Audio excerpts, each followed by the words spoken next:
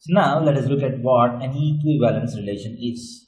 A relation R, if it is defined on A, and an R under the relation R is said to be equivalence relation if it is reflexive, symmetric as well as transitive.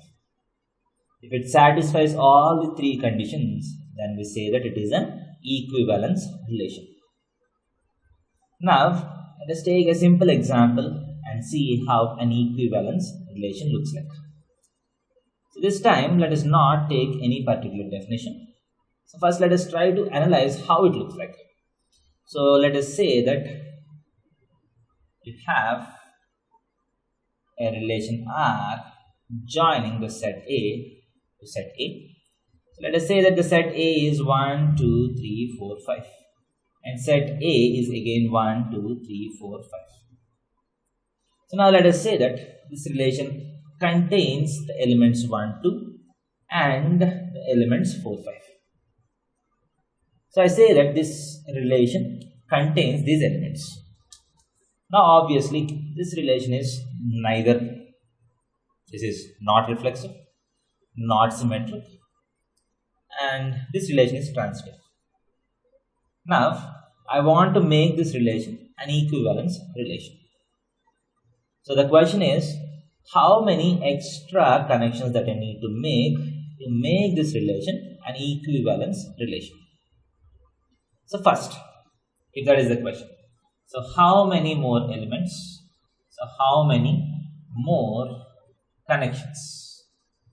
What are the least number of more connections that I need to make so that R is an equivalence relation? So first, for the relation R to be an equivalence relation, it has to be reflexive. So it should at least contain 1, 1, 2, 2, 3, 3, 4, 4, 5, 5. So it cannot escape reflexivity.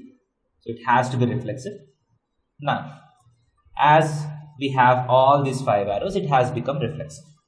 Now it has to be symmetric also. What is the definition of symmetry? If A is related to B, B has to be related to A. Right? So here 1 is related to 2. So 2 has to be related to 1. Right? Next, 3 is not related to anything else, so I don't need to add anything. So 4 is related to 5, so 5 has to be related to 4. Now it has become symmetric. Now is it transitive? So let us see, 1 is related to 2 and 2 is related to 1. And what is 1, 1? Yes, 1, 1 lies in R.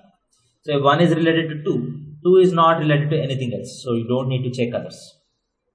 So 1 is related to 2, 2 is related to 1, and 1, 1 belongs to R. 1 is related to 2, 2 is related to 2, so 1, 2 also belongs to R. So there is no checking for transitivity with respect to 3, because there is no set of elements of the form AB, BC. So here also 4 is related to 5, 5 is again related to 4, 4, 4 is there in R. 4 is related to 5. 5 is related back to 5. 4, 5 also belongs to R. So for all AB, BC belongs to R, AC belongs to R. Hence this is transitive. So now this has become reflexive, symmetric as well as transitive. Hence this is an equivalence relation. Now how many more arrows have you added? 1, 2, 3, 4, 5, 6, 7 more arrows. So 7 more ordered pairs have to be added to the original relation to make it an equivalence relation. These are the minimum number of arrows that needs to be added.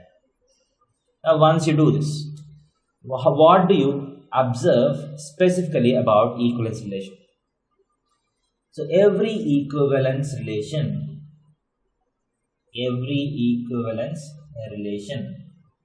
divides the set A into what are called equivalence classes or partitions. So every equivalence relation divides A into a set of equivalence classes or partitions. That is, you can see that here 1, 2 are one set, 3 is another set, and 4, 5 are another set. So here also 1, 2 is So if I partition it like this, partition means dividing elements into different sets so that every element has to be covered and no element should be in more than one partition. So 1, 2 is there in the first partition, 3 is in the second partition, 4, 5 is in the third partition. So now as you can see, within this partition, every element is related to every element in the second set. So in the partition 1, 2, everyone knows everyone. In the partition 3, everyone knows everyone. And in the partition 4, 5, everyone knows everyone. That is 4 is related to 4 as well as 5, 5 to 4, 5 to 5. So every equivalence relation gives you a set of equivalence classes or partitions. And every partition corresponds to a unique equivalence relation. Within a partition, every element is related to every element, and outside the partition, no element is related to any other element. That is 1, 2 has no connection with any other partition. 4, 5 has no connection with any other partition. 3 has no connection with any other partition. So this is how an equivalence relation looks like. That's why this is called an equivalence relation, because it gives rise to equivalence classes. And why do we call it equivalence class? Why do we call this equivalence classes? So let us take a small example. So let us say that I am standing for a local sarpanch elections in my village. Now I go to house by house to ask for vote. Now if I consider this as my village, obviously when I go to individual houses, I won't be going alone. I'll have my companions. And I choose my companions so that whichever house I go, there should be someone with me who knows the guys in that house. For example, I go to this village which contains 1, 2, 3, 4, 5 persons. Now what is the least number of companions that I should have so that to whatever house I go, I'll have someone with me who knows someone in that house. Someone who is related to that house. Now, if I am the person here. So I am taking 1, 3 and 4. So this first guy will be useful for me in these 2 houses. The third guy will be useful in the third house. The fourth guy will be useful for me in the fourth and fifth houses. Now, instead of this 1, I can take 2 also. So 1 and 2 are interchangeable. They are equivalent to each other. So even if I take 2, 2 will be useful in 1 and 2. 3 will be useful in 3. So instead of 4, I can take 5 also.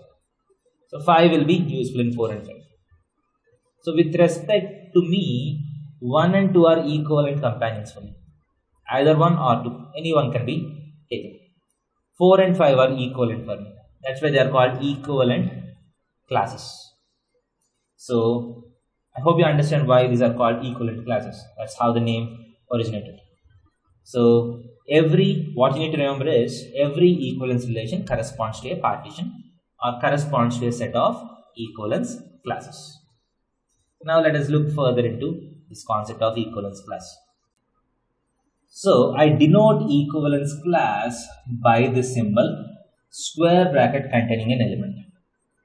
So this we call it as equivalence class containing element A. Equivalence class containing element A is defined as set of all elements equivalent to element A. So what are the elements equivalent to that element?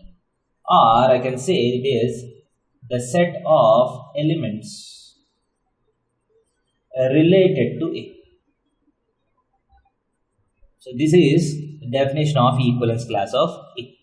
Now in this, with respect to this relation, equivalence class of 1 is nothing but the set containing all the elements which are equivalent to 1. So we have already seen that 1 and 2 are equivalent. So I can write equivalence class of 1 is set containing 1, 2. Equivalence class of 1 is the set containing 1, 2. Or I can use this also. 1 is related to which of these elements? 1 is related to 1 and 2. So that's the set 1, 2, which is the equivalence class of 1. What is the equivalence class of 2? This is also set containing 1, 2. What is the equivalence class of 3? It's nothing but the set containing 3.